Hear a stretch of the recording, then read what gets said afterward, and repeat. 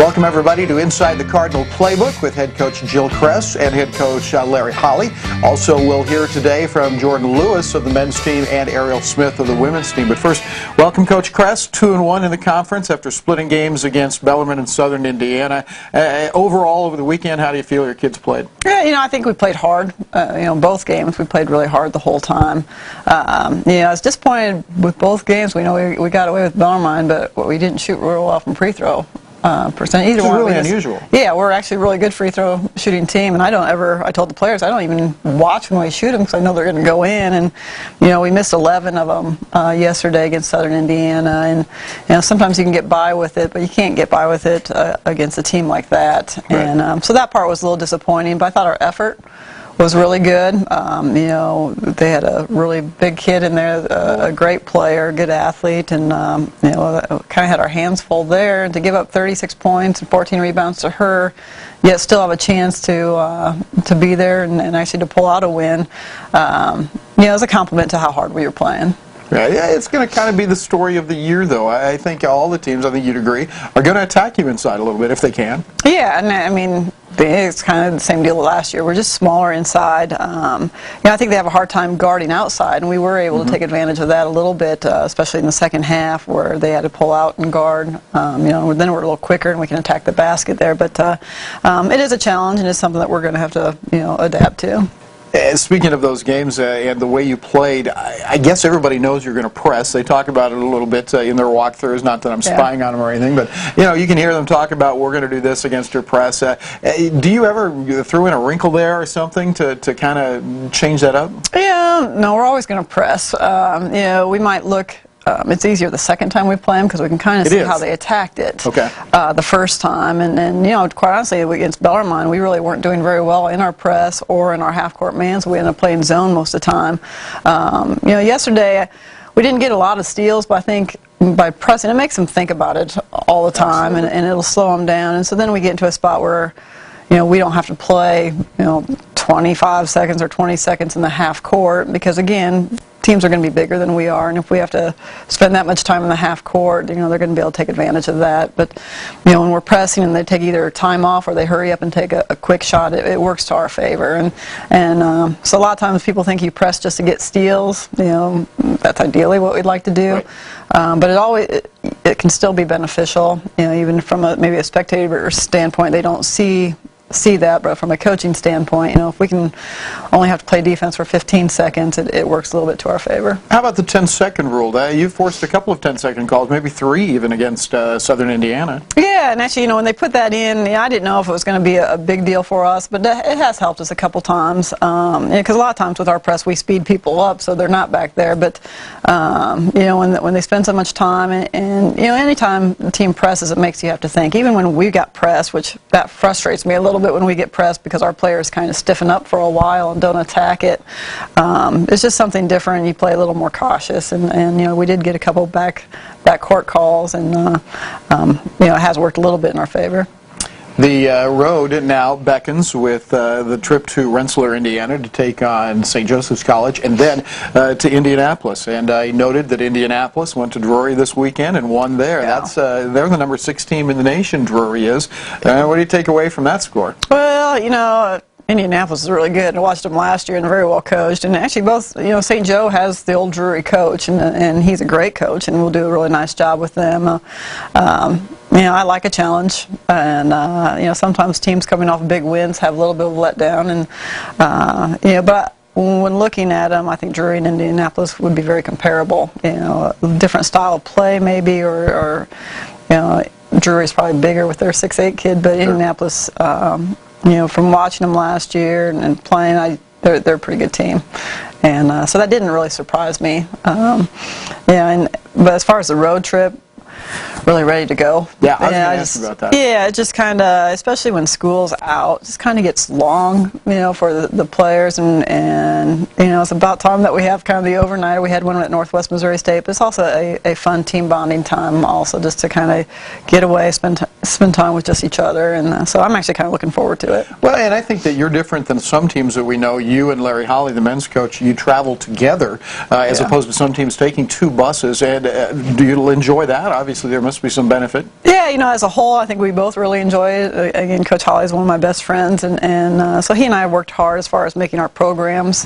kind of one big family too, and spending some time together. And we try to do something together as a team, and hopefully educational when we go out together. But it's kind of funny. There's a lot of teams that do take separate buses, and they the women will leave before the men's game, or the men don't get there for the women's game, and I think that's disappointing. I think it's not teaching your players to support each other either, and I think both Larry and I have the same mindset on that deal, and so he does a good job getting his players there, for our games, and we always stay and watch theirs, and I think the kids enjoy that. And I've talked to some of the players. I know some players from other teams where they don't do that, and that's something that they kind of wish that they would do. And so I think the only down part is maybe getting everybody on one bus. When you travel individually, you each get your own bus. So there's been kind of arguments sometimes on how many seats the men are getting, individually, and how many women. What is the rule there? We let our seniors usually have a seat to themselves, and I'm a little harder on my players because I'm like, when you have a 6'8" kid and having to share a seat, it's kind of different than having a 5'5" player. So my players have been really good as far as working with that. But our last trip we had to get on there and switch some people around a little bit, but that's just part of it. Jill, one of the players that we featured at halftime of the games this weekend is Ariel Smith, a junior guard from Overland Park. Great kid. She's grown a lot, I think, personally in the whole college experience. But could you share some of the thoughts about Ariel, and that interview's coming up next? Yeah, I think a lot of people look past Ariel because she's not the flashy, you don't realize, and I can do that too sometimes. I'll look at the stats, I'm like, wow. Even yesterday, I think she was 6 for 8 or from the floor. I mean, she surprises you, and just a great athlete, and she's somebody that's always composed. You don't ever see her get shaken. That's head coach Jill Kress with us inside the Cardinal Playbook, and coming up after the break, we will indeed hear from Ariel Smith of the Cardinals inside the Cardinal Playbook.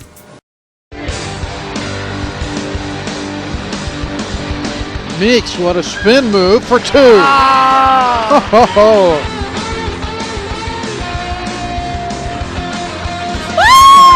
Bell so quick along the baseline.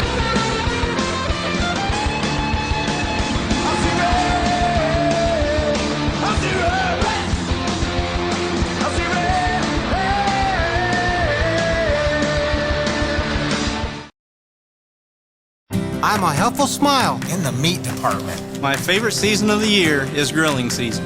We can give you grilling tips and recipes. No matter if it's our Armana beef, Ivy Angus beef, or Mal pork, or marinated chicken. T-Bone's New York Strips Fillets. Any way you want cut, you got it. I show people how they can tell that it's medium rare without even cutting into it. I am a helpful Amana Angus. Expert griller. Tip-giving smile. And that's my promise. What do you get the most joy out of playing basketball? I just get probably the most joy out of being with the team and watching the team succeed as a whole. That's probably the most fun, is when we can win and come together and play as a team. A lot of times basketball players have gaudy statistics and everything like that. Do you ever feel maybe a little underappreciated, not on your own team, but not recognized? And here's why I ask you that. Your stats are across the board very, very good, but maybe not exceptional in any area. Would you agree with that?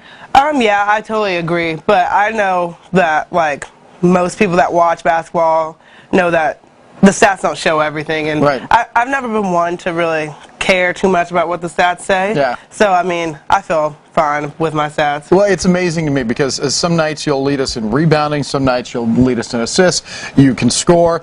Obviously, you play good defense. The coaches have raved about that since day one. What's the most fun for you, though, of all the skills? Probably defense. Really? I mean, rebounding now is kind of what we need, so it's fun to get a lot of rebounds, but I love a good defense. Yeah, and of course you were an all-conference selection on the defensive team last year. Was that something that kind of justified or, validated your defensive work?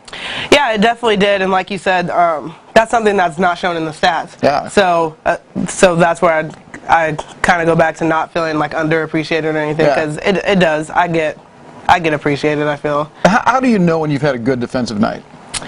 The coaches will tell me, and our defense kind of leads to our offense. So I just know normally whenever we play well as a team, it normally feeds off of our defense. You've been a part of two very good teams and another good team this year, and is that kind of what you're all about? You look at the wins and losses more than the stats then? Is that kind of what you're saying? Yeah, definitely, because, I mean, if you worry about the stats, it comes down to more of an individual game, but I'm more about the team, yeah. Where'd you learn that?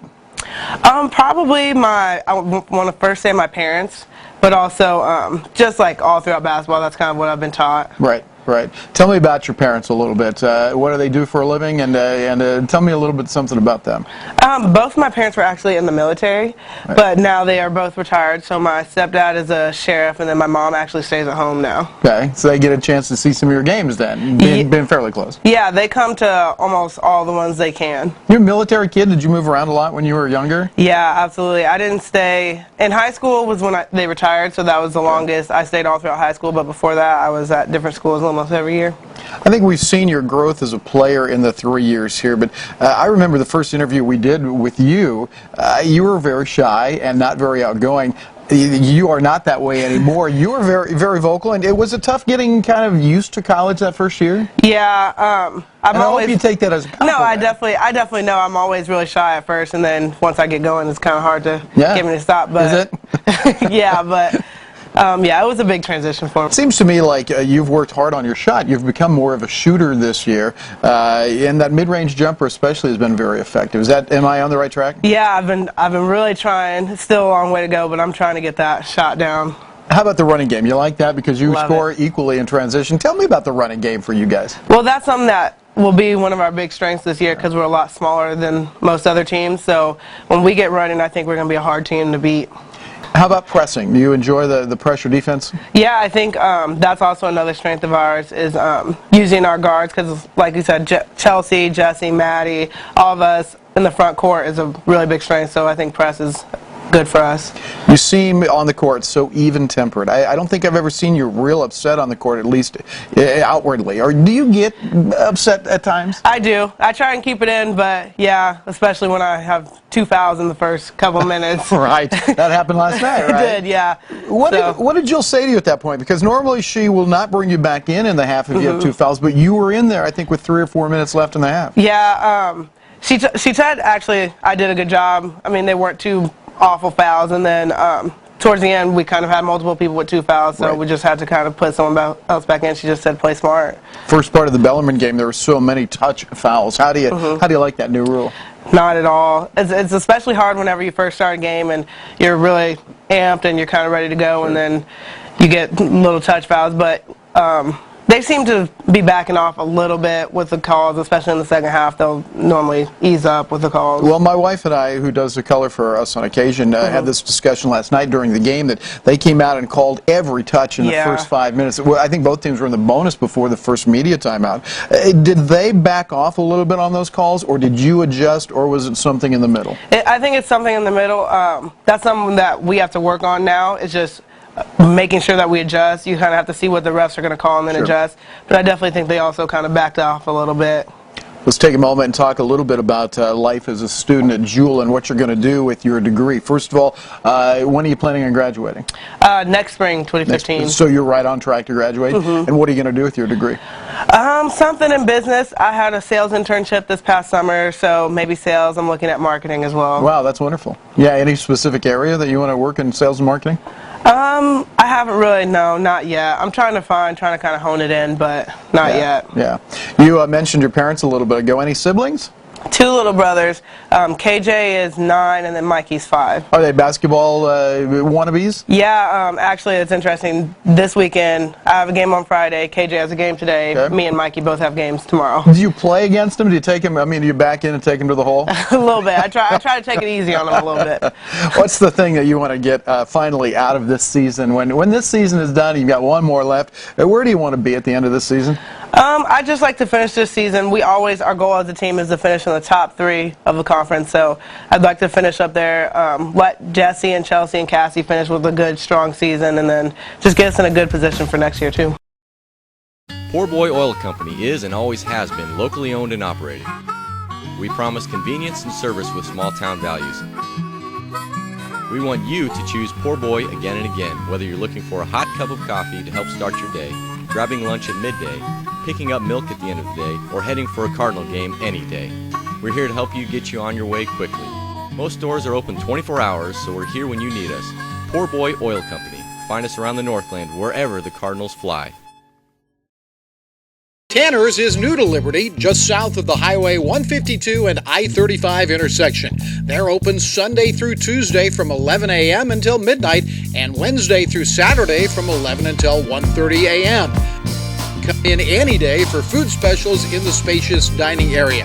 Happy hour specials are served from 2 spots in the building, and the service is fast and friendly. Tanner's of Liberty, just south of the Highway 152 and I-35 intersection. We welcome in head coach Larry Holly now to Inside the Cardinal Playbook. And coach, tough weekend with a couple of losses, but to teams that are ranked in the top 10 nationally. What was the difference between the two teams, if any? Well, Southern Indiana, I think, is more athletic. They both shoot the ball extremely well. They're well coached. It'd be a heck of a game between the two. So I don't know who would win that game, but Southern Indiana just got 2 guys ready to go to add to their undefeated group from first semester. Right.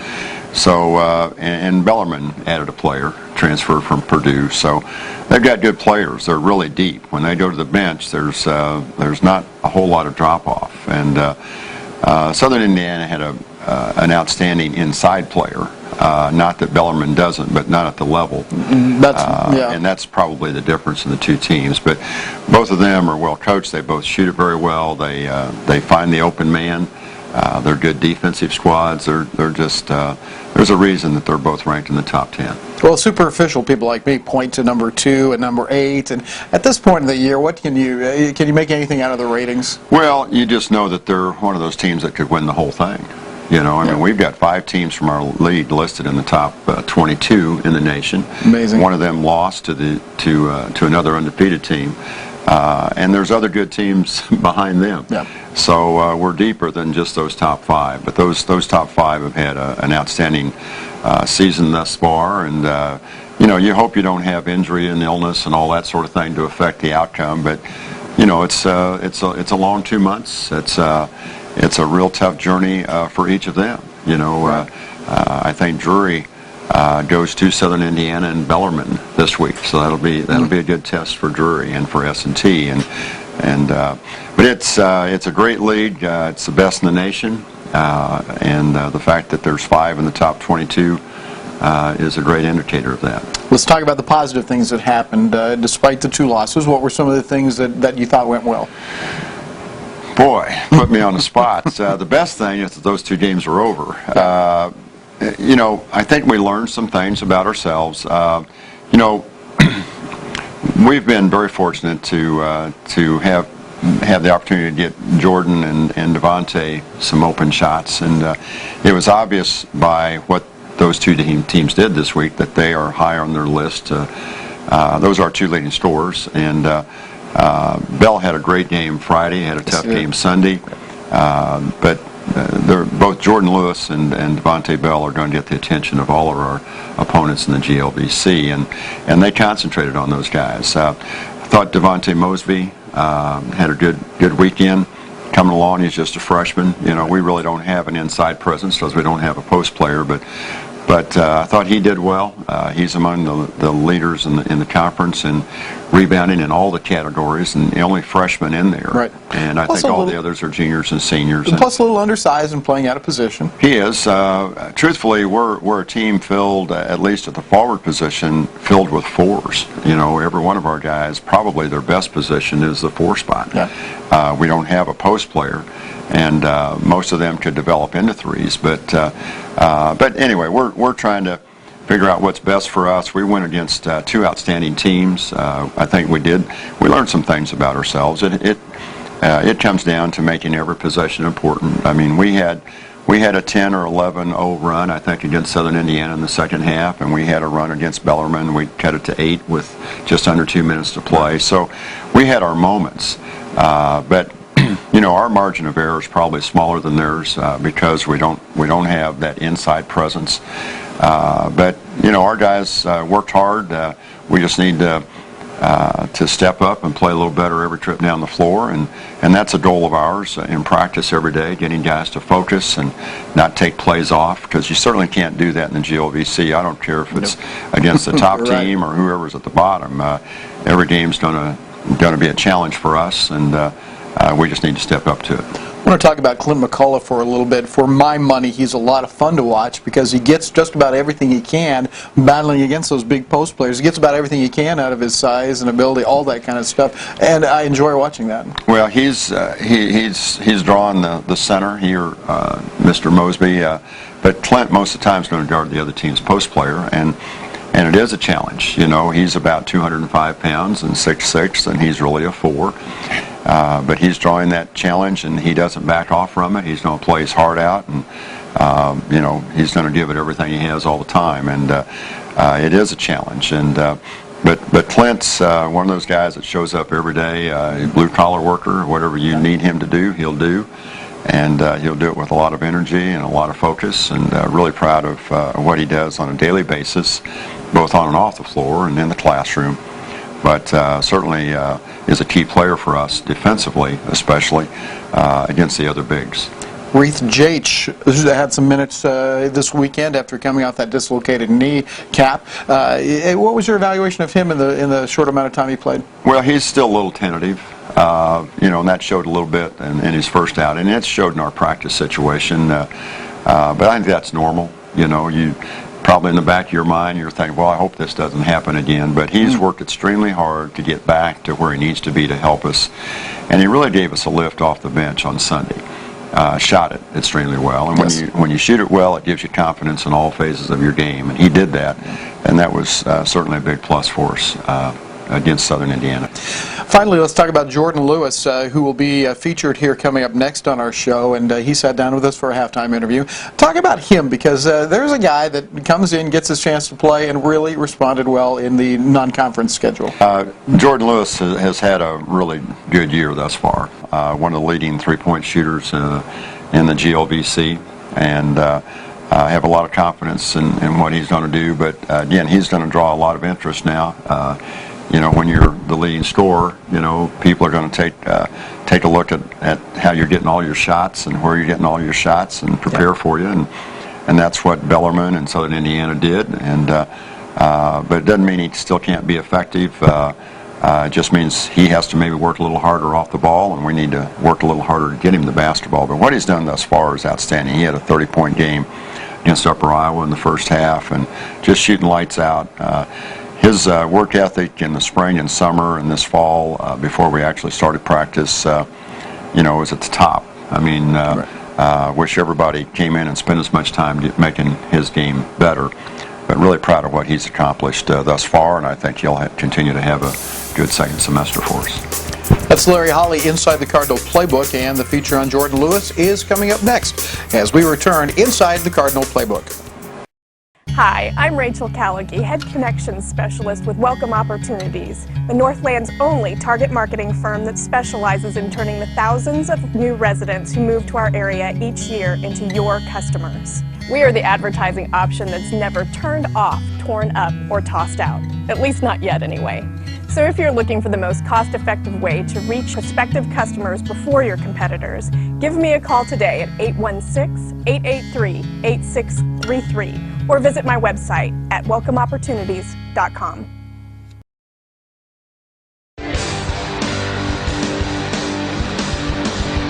Meeks, what a spin move for 2.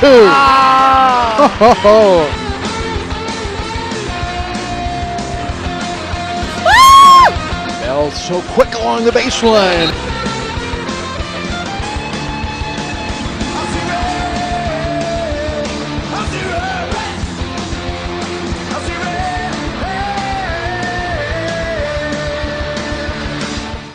Do you have any clue how many three-point shots you've hit this year? Just the total number? And I have a point here, so if you know it, I think maybe 30s. 30? Maybe? Okay, now. High 20s. What's the ratio of the number of three-point shots you've hit this year compared to the number of hours you've spent over the summer shooting? Do you have any idea how much time you've put in? It's been quite a bit. It's been quite a bit for sure. I'm always, my dad always told me you're either getting worse or you're getting better, so I really take that to heart.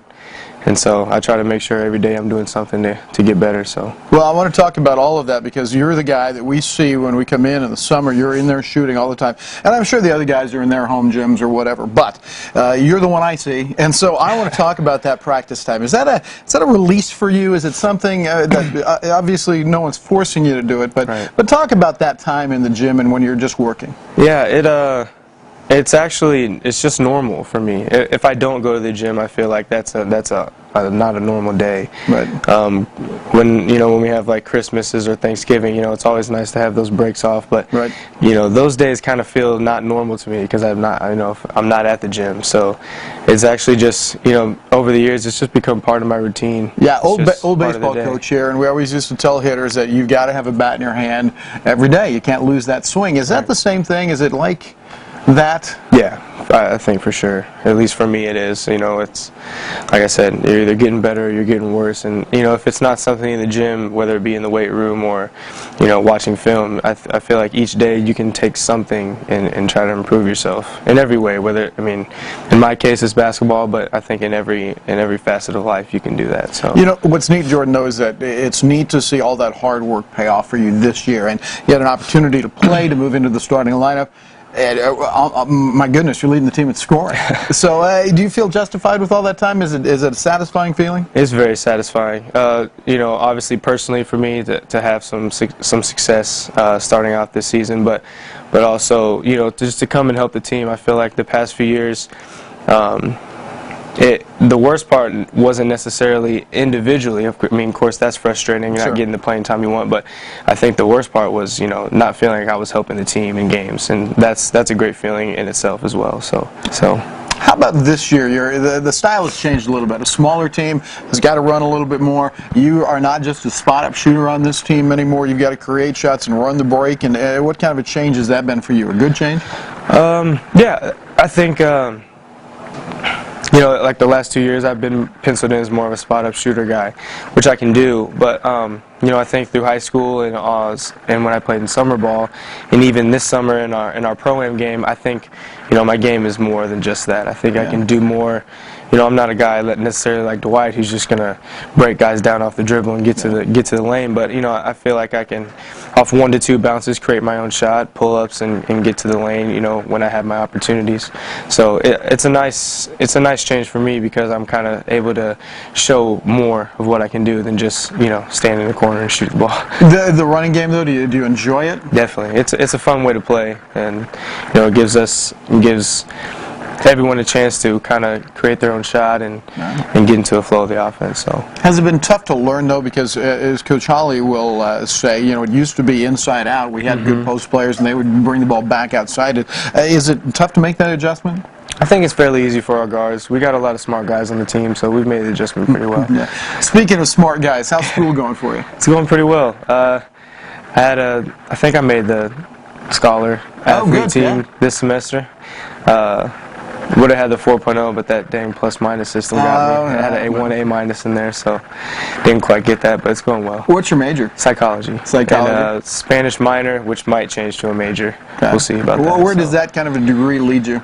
I really want to be a forensic psychologist, work with police departments, or hopefully one day like the FBI, and kind of it would be more like profiling criminals, seeing why certain people do the things they do. I'm really interested in that type of stuff. But if not that, then just psychiatrics or psychology. You are playing the best of the best in Division II. How do you feel about that? Do you enjoy playing those top teams? Yeah, it's always fun to compete even against the best guys. So I'm really looking forward to this next stretch coming up. We got a lot of good teams on our schedule, so it should be good. I'm Jesse Limekiller, the CEO of Belvoir Winery. You can reach us at www.belvoirwinery.com. We grow Norton, Chamberson, Vignole, and Muscat on the site. We have mature vines, 7 to 10 years of age, behind the buildings, and then we have 2 new vineyards that have just started up.